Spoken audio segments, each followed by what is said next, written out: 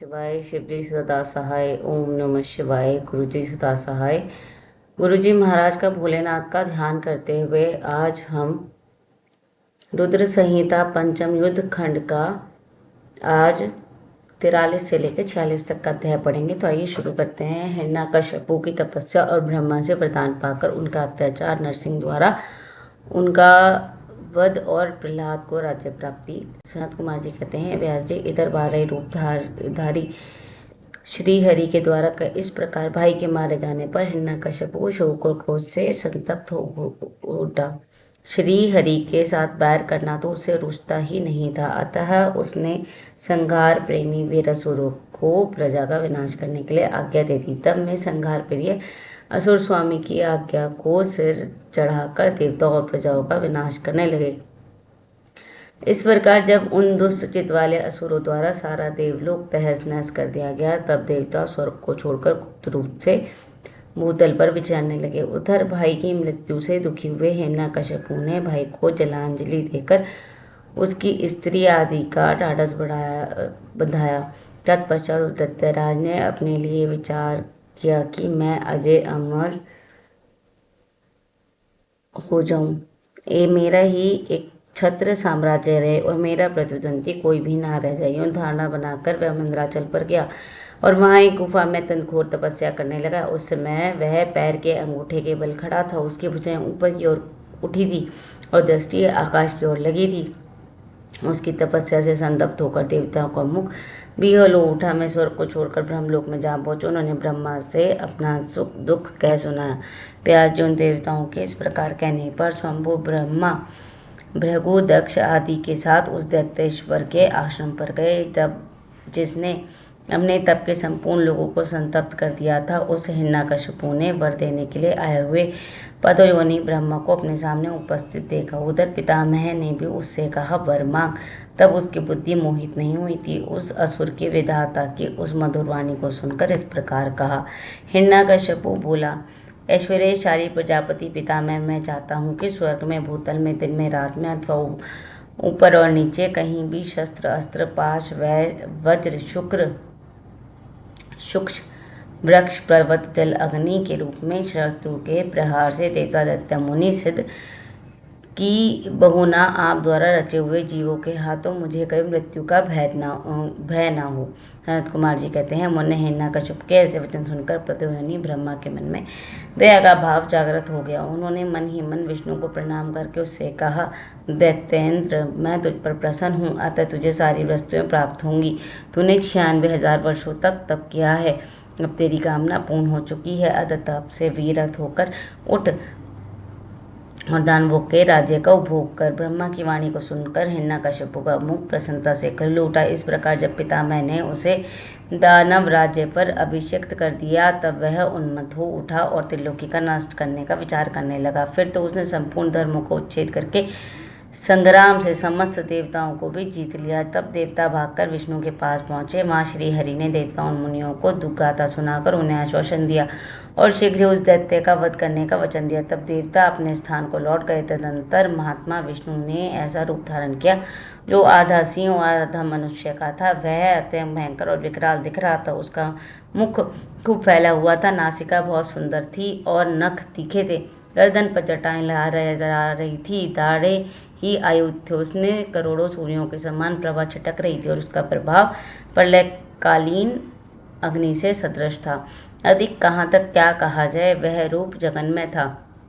इसी रूप से मैं भगवान भास्कर के अस्ताचल की शरण लेने पर असुरों की नगरी में प्रविष्ट हुए। उन अतुल प्रभावशाली नरसिंह को देखकर सभी दैत्य एक साथ उन पर टूट पड़े। तब उन अद्भुत पराक्रमी नरसिंह के महाबली दैत्यों के साथ युद्ध करके बहुतों को मार डाला और बहुतों को पकड़कर तोड़ मरोड़ दिया। फिर वे उस नगर में घूमने लगे। तब उन्हें सर्वमय सिंह को देखकर दैत्यराज के पुत्र प्रहलाद ने राजा से कहा, यह मैं मृगेंद्र तो जगन्मय दिख रहा है, यह यहाँ किस लिए आया? प्रहलाद ने पुनः कहा, पिताजी, मुझे तो ऐसा प्रतीत हो रहा है कि ये भगवान अनंत है और नरसिंह का रूप धारण करके आपके नगर में प्रविष्ट हुए हैं, क्योंकि मुझे इनकी मूर्ति बड़ी विकराल दिख रही है। अतः आप उससे हटकर इनकी शरण में जाइए। इससे बढ़कर त्रिलोकी में दूसरा कोई योद्धा नहीं है, इसलिए आप इन मृगेंद्र इंद्र के सामने झुककर अपने राज्य का उपभोग करें। अपने पुत्र की बात सुनकर उस दुरात्मा ने कहा, बेटा क्या तू भयभीत हो गया? अपने पुत्र से यों कहकर दैत्यों के अधिपति राजा हिरण्यकश्यप ने महाबली दैत्यों को आज्ञा देते हुए कहा, वीरों तुम लोग इस बेडौल भ्रकुटी और नेत्र वाले सिंह को पकड़ लो। तब स्वामी की आज्ञा से उन मृगेंद्र को पकड़ने की इच्छा से वे सभी बड़े बड़े दैत्य रणभूमि में घुसे, परंतु जिस रूप की अभिलाषा से अग्नि में प्रवेश करने वाले पतंगे जल भून जाते हैं, उसी तरह में सबके सब क्षण भर में ही जलकर भस्म हो गए। दैत्यों के दग्ध हो जाने पर भी वह दैत्यराज संपूर्ण शास्त्र, अस्त्र, शक्ति, दृष्टि, पाश, अंकुश और पावक आदि से उन मृगेंद्र के साथ लोहा लेता ही रहा। इस प्रकार बहुत काल तक भयानक युद्ध हुआ। अंत में उस नरसिंह ने वज्र के सामने कठोर अपनी अनेक भुजाओं से उस दैत्य को पकड़ लिया और उन्हें अपने जानुओं पर लिटाकर दानवों के मर्म को विदीर्ण करने वाले नाखूरों से उसकी छाती चीर डाली तथा खून से लथपथ हुए उसके हृदय कमल को निकाल दिया। फिर तो उसी क्षण उसके प्राण पखेरु उड़ गए। तब भगवान नरसिंह ने बारंबार के आघात से जिनके सारे अंग चूर चूर हो गए थे, उस काष्ठभूत दैत्य को छोड़ दिया। उस समय उस देव शत्रु के मारे जाने पर उन्हें बड़ी प्रसन्नता हुई। उसी अवसर पर प्रहलाद ने आकर उनके चरणों में शीश झुकाया। तब अद्भुत पराक्रमी विष्णु ने प्रहलाद को बुलाकर उन्हें दैत्यों के राज्य पर अभिषिक्त कर दिया और सोम कार्तिकेय गति को प्राप्त हो गए, अर्थात अंतर्ध्यान हो गए। तदंतर पितामह आदि समस्त सुरेश्वर परम प्रसन्न हो अपना कार्य सिद्ध करने वाले पूजनीय भगवान विष्णु को उसी दिशा में प्रणाम करके अपने अपने धाम को चले गए। विप्रवर प्रसंगवश मैंने रुद्र से अंधक की उत्पत्ति, वाहरा से हिरण्यकश्यप की मृत्यु, नरसिंह के हाथों उसके भाई का विनाश और प्रहलाद को ये राज्य प्राप्ति का वर्णन किया। तो श्रेष्ठ सब में शिव की कृपा से प्राप्त हुए अंधक के प्रभाव का, शंकर जी के साथ उस युद्ध का और पीछे जिस प्रकार उस महेश का गणाध्यक्ष की प्राप्ति हुई उस कथा का वर्णन करता हूँ। इस प्रकार 43वां अध्याय समाप्त। भाइयों के उपालभ्य से अंधक का तप करना और वर पाकर त्रिलोकी को जीतकर स्वेच्छाचार से प्रवक्त होना, उसके मंत्रियों द्वारा शिव परिवार का वर्णन, पार्वती के सौंदर्य पर मोहित होकर अंधक का वहां जाना और नंदीकेश्वर के साथ युद्ध, अंधक के प्रहार से नंदीकेश्वर की मूर्छा, पार्वती के आह्वान से देवियों का प्रकट होकर युद्ध करना, शिव का आगमन और युद्ध, शिव द्वारा शुक्राचार्य का निकल जाना, शिव की प्रेरणा से विष्णु का काली रूप धारण करके दानवों के रक्त का पान करना, शिव का अंधक को अपने त्रिशूल में पिरोना और युद्ध की समाप्ति। सनत कुमार जी कहते हैं, मुनिवर इस समय हिरण्याक्ष का पुत्र अंधक और भाइयों के साथ विहार में संग्रह था। उसी समय उसके कामसक्त मदानंद भाइयों ने उससे कहा, अरे अंधे, तुम्हें तो राज्य से क्या प्रयोजन है? हिरण्याक्ष तो मूर्ख था, जो उसने घोर तप करके शंकर जी को प्रसन्न करके भी तुम जैसे कुरूप, बेडोल, कली प्रिय और नेत्रहीन को प्राप्त किया। ऐसे तुम राज्य के भागी तो हो नहीं सकते, क्योंकि भला तुम्हें विचार करो कि कहीं दूसरे से उत्पन्न हुआ पुत्र भी राज्य पाता है। सच पूछो तो निश्चय ही इस राज्य के भागी हम लोग हैं। सनत कुमार जी कहते हैं, मुनि उन लोगों की ये बात को सुनकर अंधक दीन हो गया। फिर उसने स्वयं ही बुद्धिपूर्वक विचार करके तरह तरह की बातों से उन्हें शांत किया और रात के समय वह निर्जन वन में चला गया। वहाँ उसने हजारों वर्षों तक घोर तप करके अपने शरीर को सुखा डाला और अंत में उस शरीर को अग्नि में होम देना चाहा। तब ब्रह्मा जी ने उसे वैसा करने से रोककर कहा, दानव अब तू वर मांग ले। सारे संसार में जिस दुर्लभ वस्तु की प्राप्ति करने की तेरी अभिलाषा है उसे तू मुझसे ले ले। पदयोनि ब्रह्मा के वचन सुनकर वह देवता दीनता और नम्रता पूर्वक कहने लगा, भगवान जिन निष्ठुरों ने मेरा राज्य छीन लिया है वे सब दैत्य आदि मेरे भृत्य हो जाएं, मुझ अंधे को दिव्य चक्षु प्राप्त हो जाएं। इंद्र देवता मुझे कर दिया करें और देवता, दैत्य, गंधर्व, यक्ष, नाग, मनुष्यों, दैत्यों के शत्रु नारायण, सर्व शंकर और अन्य किन्हीं भी प्राणियों से मेरी मृत्यु हो जाए। उसके उस अत्यंत दारुण वचन को सुनकर ब्रह्मा जी सशंकित हो उठे और उससे बोले, ब्रह्मा जी ने कहा, दैत्येंद्र, ये सारी बातें तो हो जाएंगी, किंतु तू अपने विनाश का कोई कारण भी तो स्वीकार कर ले, क्योंकि जगत में कोई ऐसा प्राणी ना हुआ है, ना ही आगे होगा, जो काल में नहीं गया हो। फिर तो जैसे सत्पुरुषों का तो अत्यंत लंबे जीवन का विचार त्याग ही देना चाहिए। ब्रह्मा के इस अनुनय भरे वचन को सुनकर वह दैत्य पुनः बोला। अंधक ने कहा, प्रभु, तीनों कालों में जो उत्तम, मध्यम और नीच नारियां होती हैं, उन्हीं नारियों में कोई रत्नभूता नारी मेरी भी जननी होगी। वह मनुष्य लोक के लिए दुर्लभ और शरीर, मन और विचार से भी अगम्य है। उसमें राक्षस भाव के कारण जब मेरी काम भावना उत्पन्न हो जाए, तभी मेरा नाश हो। उसकी बात सुनकर शंभु भगवान ब्रह्मा को महान आश्चर्य हुआ। मैं शंकर जी के चरण कमलों का स्मरण करने लगे। तब शंभु की आज्ञा पाकर मैं उस अंधक से बोले। ब्रह्मा जी ने कहा, दैत्यवर, तू जो कुछ चाहता है, तेरे में सभी सकाम वचन पूर्ण होंगे। दैत्येंद्र, अब तू उठ, अपना अभीष्ट प्राप्त कर और सदा वीरों के साथ युद्ध करता रहे।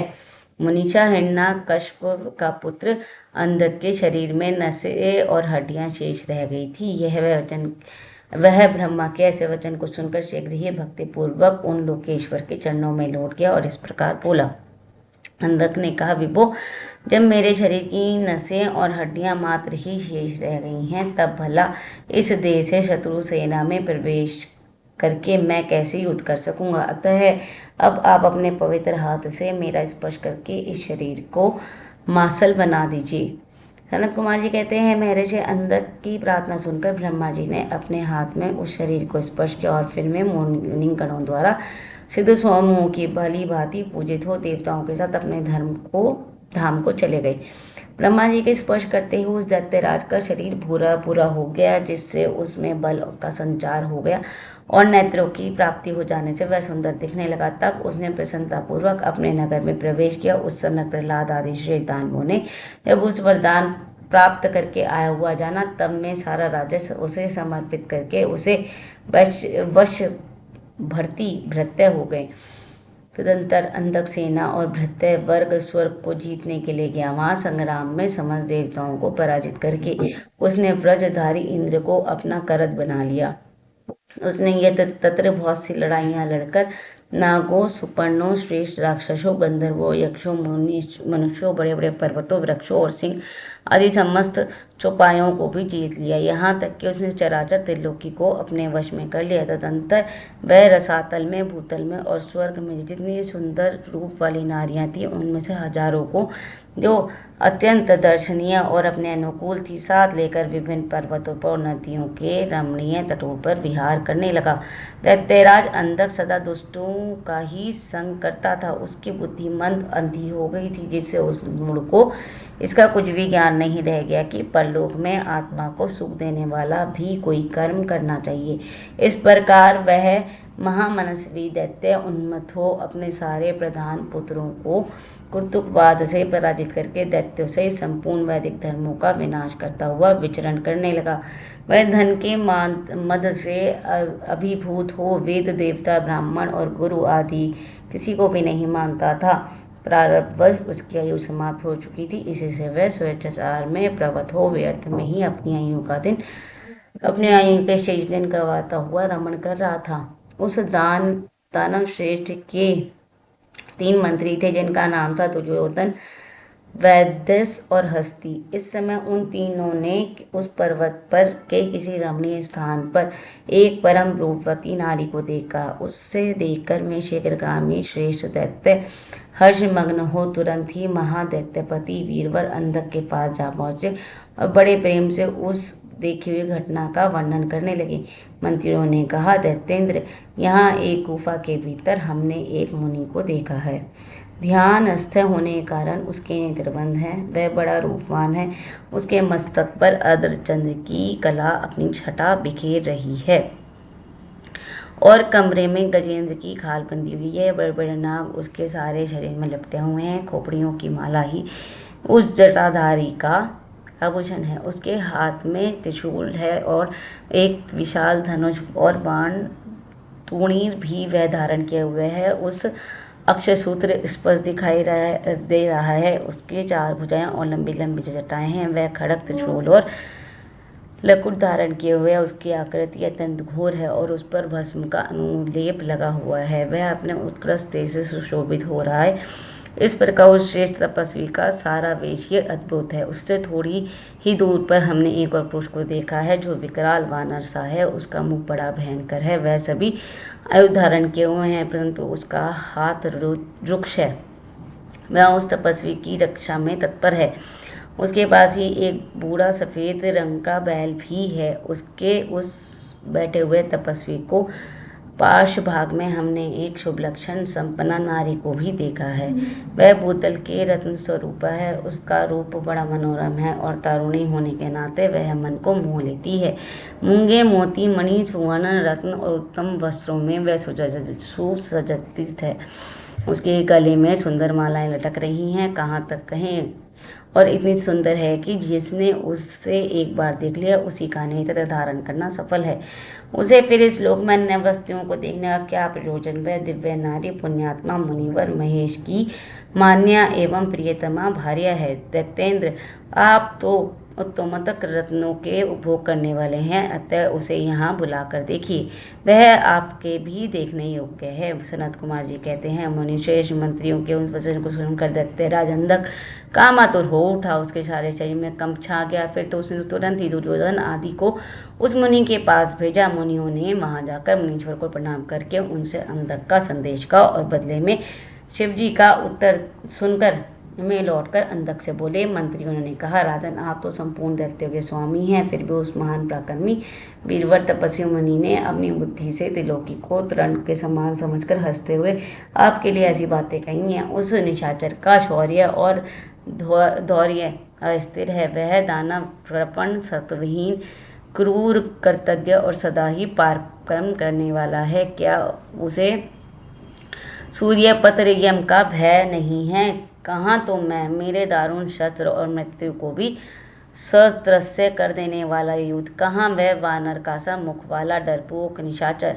उसके सारे अंग बुढ़ापे से जर्जर हो गए हैं। कहाँ मेरा यह स्वरूप और कहाँ तक मंदभाग्यता। तेरी सेना का भी तो नहीं के बराबर ही है। फिर तो यदि तुझमें कुछ सामर्थ्य होगा तो युद्ध के लिए तैयार हो जा और आकर कुछ अपनी करतूत दिखा। मेरे पास तो जैसे पापियों का विनाश करने वाला वज्र सरीखा भयंकर शस्त्र है और तेरा शरीर तो कमल के समान कोमल है।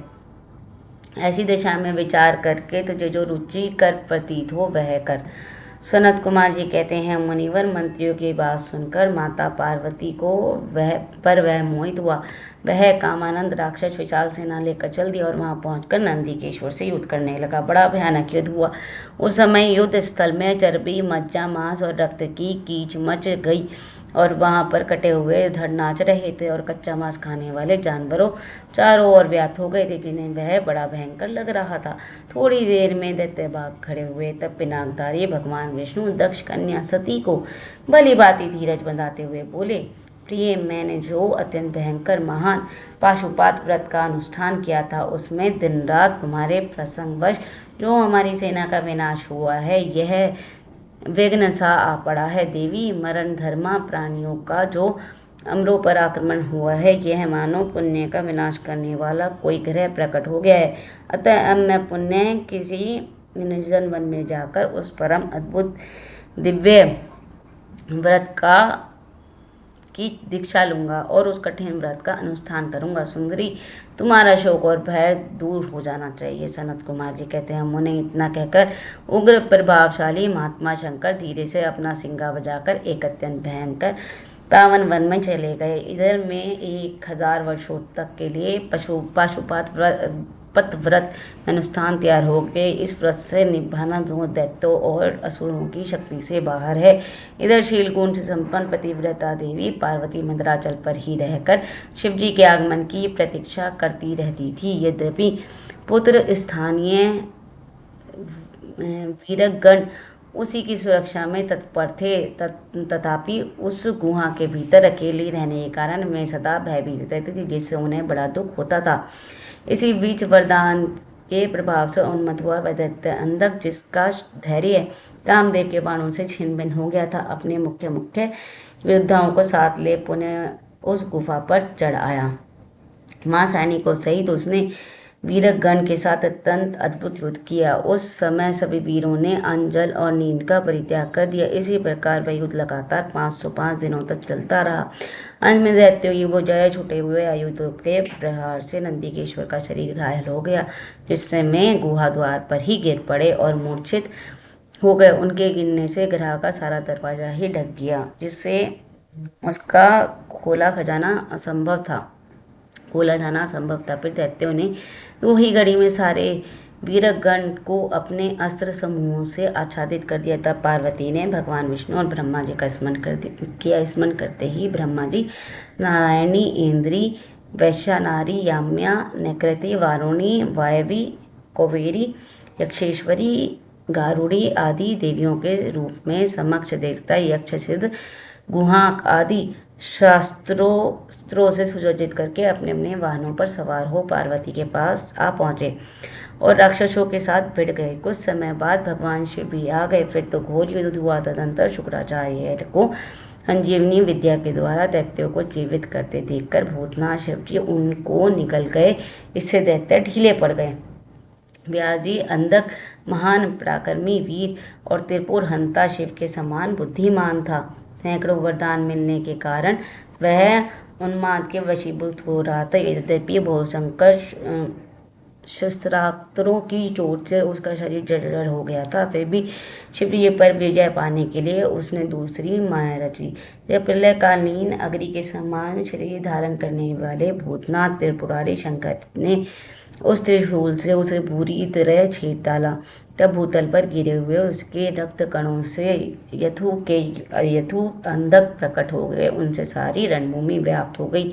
वे विकृत मुख वाले भयंकर राक्षस अंधक से सदक्षी पराक्रमी थे। इस प्रकार जब पशुपति द्वारा मारे गए सैनिकों के घावों से निकले हुए अत्यंत गरम रक्त बिंदुओं से सारे दूसरे सैनिक उत्पन्न होने लगे, तब बहुत सी भुजारूपी लताओं द्वारा आक्रांत होने के कारण कुपित हुए भगवान विष्णु ने प्रथम नाथ शिव को बुलाकर योग बल से एक ऐसा अजय स्त्री रूप धारण किया, जिसका मुख विकराल था और रूप उग्र विकराल और कंकाल मात्र था। वह स्त्री रूप शंभु के कान से निकला था।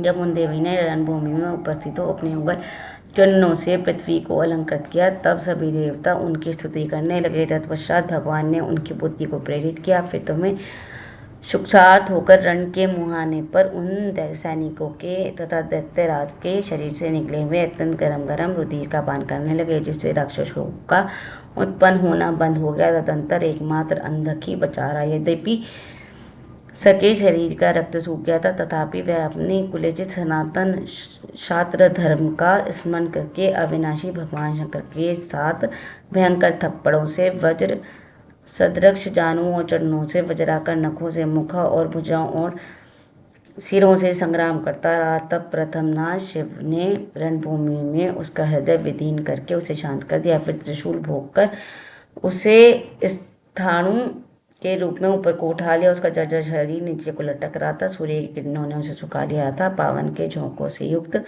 मेघों ने मूसलाधार जल बरसाकर उसे गीला कर दिया।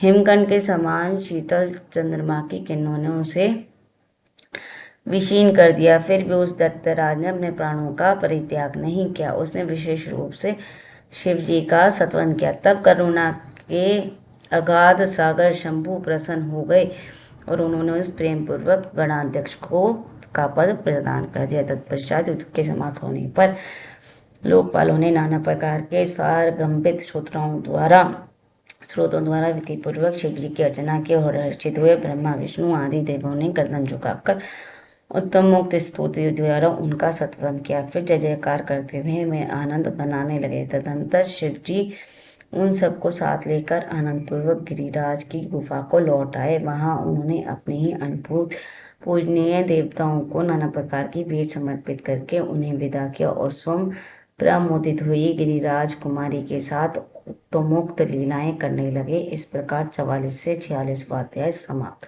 ओम नमः शिवाय। शिव जी सदा सहाय। ओम नमः शिवाय। गुरु जी सदा सहाय। जय गुरु जी महाराज।